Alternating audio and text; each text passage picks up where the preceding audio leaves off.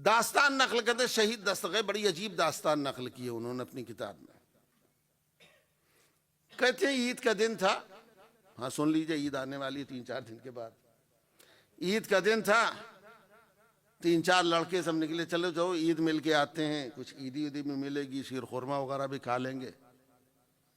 गए, जिसके यहाँ गए इत्तेफाक से वो साहब थे ही नहीं घर में, वो कहीं गए थे। वहाँ सोचा यार ये तो अजीब हो गया, ईद मिलने आए थे, सोचा तो कुछ इनकम भी होगी, शीर खुरमा वगैरह भी मिलेगा, यहाँ खुद ही गायब है, दरवाजे में ताला बंद है इनके। वापस हो गए, कहा चलो फिर आएंगे। वापस हुए तो रास्ते में कब्रस्तान पड़ा, कहा चलो भाई वहाँ गए थे नहीं मिले, चलो कम से कम कब्रस्तान पड़ गया, मुर्दों को याद कर लेते हैं, इनको फातिहा ही पढ़ देते हैं, ईद का दिन है सवाब मिलेगा। आए कब्रस्तान में, अस्सलाम वालेकुम या अहलल क़ुबूर कह के दाखिल हुए और सूरह फातिहा पढ़ा। बच्चे तो अच्छे, हंसी मजाक चल ही रहा, ईद का दिन है। किसी बच्चे ने मजाक में कब्रस्तान में मुर्दों से कहा, अम्मा वहाँ गए थे ईद मिलने, कुछ मिला भी नहीं खाने पीने, तुम ही लोग कुछ दिन ईद के दिन खिला दो। वहां तो कुछ नहीं मिला, शीर खुरमा कम से कम तुम ही लोग कुछ खिला दो, मजाक में बोल दिया।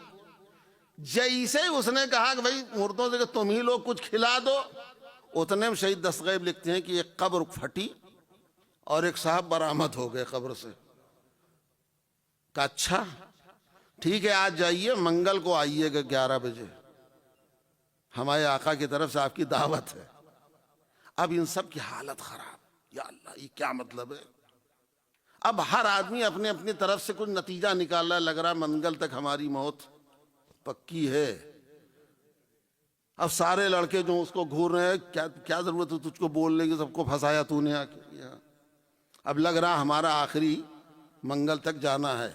अब वहां से आए और सबकी हालत खराब, जिसका कर्जा था वो कर्जा दे रहा हो, कोई माफी मांग रहा है, भाई माफ करना, बुरा कर कुछ कहा हो तो, कुछ गलती हुई तो माफ कर दो, मंगल को हम चले जाएंगे।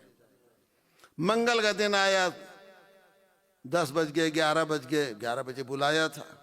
अब ये लोग सहमे हुए बैठे, क्या करें क्या करें। किसी ने कहा चलो देखा जाए, हो सकता है वाकईन बुलाया हो। आए सब लोग वहां, तो देखा कब्रिस्तान है, जैसे आमतौर से खबरें रहती हैं कब्रिस्तान में, वैसे सब सन्नाटा है। कहा यहाँ तो कुछ भी नहीं। तो जिस दिन उस दिन कहा था उस दिन कि भाई कुछ खिला दो, तो फिर उसको शरारत सूझी। कहा भाई आपने मंगल को 11 बजे बुलाए थे, हम लोग आ गए हैं, कहाँ हैं आप। जैसे कहा हम लोग आ गए, फिर वो कब्र फटी हो, फिर सामने नमूदार होगा, आइए आप लोग, काम तो काफी देर से इंतजार कर रहे हैं आपका, आइए हमारे आका भी बहुत काफी देर से दस्तरखान बिछाए हुए आपका इंतजार कर रहे हैं आप लोगों का। अब सब की हालत खराब, या अल्लाह कब्र फटी, इसके अंदर जाना है। गए हम तो, जिसने ये बदमाशी की थी जिस लड़के ने, लोगों ने कहा तुम ही जाओ पहले, तुम्हारी बदमाशी है तो तुम ही झेलो, तुम्हारी शरारत है। उसको ढकेल दिया कब्र के अंदर। वो जब कब्र के अंदर जब गया है तो गिर गया, कैसी कब्र, बेहतरीन बाग है, बेहतरीन जगह है, अनवा अक़साम के खाने रखे हुए हैं, और एक साहब तख्त पर ताज पहने हुए बैठे हैं, जलवा अफरोज हैं। उसने अंदर देख करके बकिया लड़कों से कहा भाई आ जाओ, टेंशन की बात नहीं, आ जाओ नीचे आ जाओ, कोई घबराने की बात नहीं। सब नीचे आए तो देखा सब एक बेहतरीन बाग में सब मसनद व कालीन लगा हुआ और दस्तरखान बिछा हुआ, अनवा अक़साम की डिशेज रखी हुई। एक साहब तख्त पर बैठे हुए, ताज वाज लगाए। कहा कौन है भाई। तो उसने कहा तुमने पहचाना नहीं हमको। कहा नहीं। कहा मैं तुम्हारे पहले का दुकानदार हूँ, जिसका 2 साल पहले इंतकाल हुआ था, तुम्हारे महल्ले में रहता, मैं वही दुकानदार, मालिक, दुकान का मालिक। अच्छा आप हैं, बड़े हालात आपके तो अच्छे हैं नजर आ रहे हैं मरने के बाद।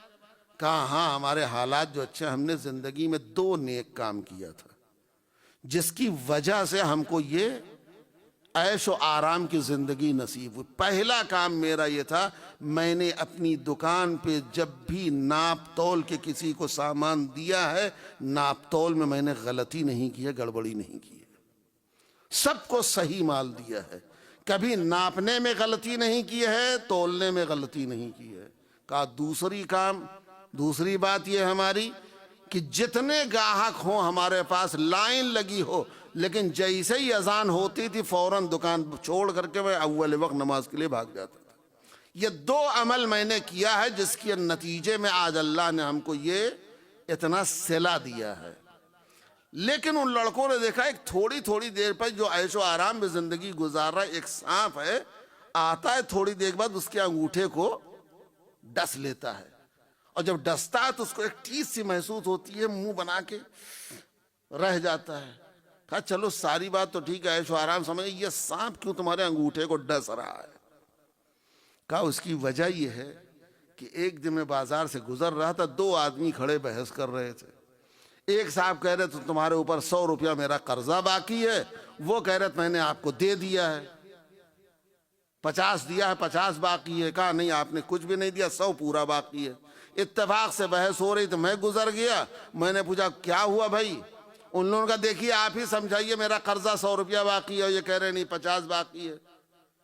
तो मैंने फैसला कराने के लिए दोनों में सुलह करवाने की, चलो ठीक है भाई, तुम कह रहे हो 100 बाकी, ये कह रहे 50 बाकी, न तुम्हारी न इनकी, कुछ तुम बर्दाश्त कर लो, कुछ ये बर्दाश्त कर ले, चलो 75 पे मामला डन कर लेते हैं। का दोनों राजी हो गए, 75 में मामला डन हो गया। लेकिन दर हकीकत उसका 100 रुपया बाकी था। चूंकि उसका 100 रुपया बाकी था और मेरी वजह से उसका 25 रुपए का नुकसान हुआ है, यह सांप बार बार आकर के वही डस रहा है कि तुम्हारी वजह से किसी का 25 रुपए का नुकसान हुआ, क्यों?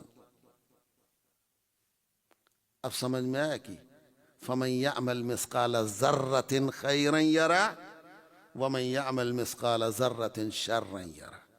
जर्रा बराबर भी अगर आप अच्छाई करेंगे वो भी उसका सिला मिलेगा, बुराई करेंगे उसका भी जजा मिलेगी, आपको सजा मिलेगी।